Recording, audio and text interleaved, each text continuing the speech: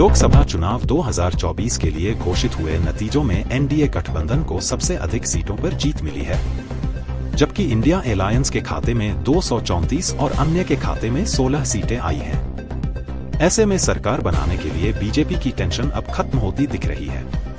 तो वहीं चंद्रबाबू नायडू नीतीश कुमार ने ग्रीन सिग्नल दे दिया है, जिससे मोदी 3 का रास्ता साफ होता दिखाई दे रहा है। लोकसभा चुनाव के नतीजे घोषित होने के बाद से ही सियासी हलचल और भी तेज होती नजर आ रही है। इस बीच केरल की मलप्पुरम लोकसभा सीट की चर्चा शुरू हो गई है, जहां से बीजेपी ने अपने इकलौते मुस्लिम उम्मीदवार गौ अब्दुल सलाम को उतारा था, लेकिन उन्हें भी इंडियन यूनियन मुस्लिम लीग के प्रत्याशी से हार का सामना करना पड़ा है। दिल्ली में आम आदमी पार्टी के नेता सोमनाथ भारती ने लोकसभा चुनाव के परिणामों को लेकर पीएम मोदी पर जमकर निशाना साधा। उन्होंने कहा कि अगर पीएम मोदी प्रधानमंत्री बने तो मैं अपना सिर मुंडवा लूंगा वाले बयान पर कहा कि नरेंद्र मोदी जी से मुझे तकलीफ नहीं है, बल्कि उन्होंने शासन के दौरान जो अपने हुनर दिखाए हैं उससे तकलीफ है। जनता ने उन्हें प्रधानमंत्री बनने का जनादेश नहीं दिया है। नैतिकता के आधार पर उन्हें इस्तीफा देकर चले जाना चाहिए। रोहतक लोकसभा सीट से कांग्रेस के विजय उम्मीदवार दीपेंद्र सिंह हुड्डा ने एक बड़ा बयान देते हुए कहा कि पूरे देश में इंडिया गठबंधन को मिलने वाले वोट प्रतिशत में सबसे ज्यादा वोट प्रतिशत हरियाणा में मिला है। हरियाणा में 46 विधानसभा क्षेत्रों में कांग्रेस को बढ़त मिली, जिससे साफ होता है कि आने वाले दिनों में प्रदेश में होने वाले विधानसभा चुनाव के नतीजे कांग्रेस के पक्ष में ही होंगे।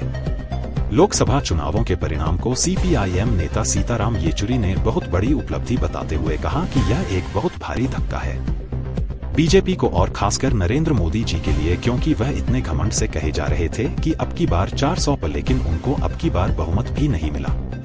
दिल्ली में इंडिया ब्लॉक की मीटिंग में शामिल होने पहुंचे शिवसेना नेता अरविंद सावंत ने पीएम मोदी और बीजेपी पर निशाना साधा। उन्होंने कहा कि जनता ने इसी देश में द्वेष भावना फैलाने वाले लोगों को दूर रखने का फैसला किया है। आगे उन्होंने कहा कि देश को चलाने के लिए भारत को जोड़ने वाले लोग चाहिए, न कि भारत को तोड़ने वाले लोग।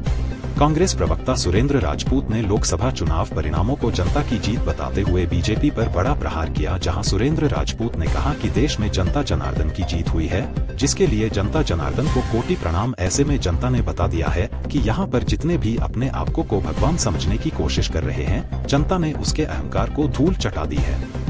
छत्तीसगढ़ की high profile Lok Sabha seat Bastar से कांग्रेस प्रत्याशी और 6 बार के विधायक आवासी लखमा बीमार पड़ गए हैं। बताया जा रहा है कि चुनाव नतीजे सामने आने के बाद से ही कवासी लखमा की अचानक तबीयत बिगड़ी है, जिसके चलते उनके सीने में दर्द और उल्टी की शिकायत के बाद जगदलपुर में डॉक्टरों की टीम ने कवासी लखमा का इलाज किया है। फिलहाल इलाज के बाद कवासी लखमा की सेहत ठीक हो गई है।